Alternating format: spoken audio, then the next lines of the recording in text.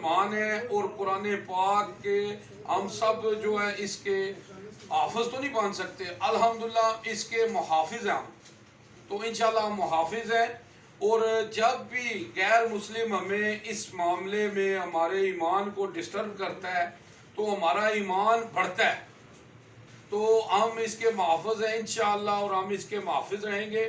تو تفسیر قرآن ہمارا ایمان ہے جی، آپ نے اس پہ ہمارے ساتھ نعرہ لگانا ہے صاحب نے، تفسیر قرآن، تفسیر قرآن ہمارا ایمان ہے جی، تفسیر قرآن ہمارا ایمان جی۔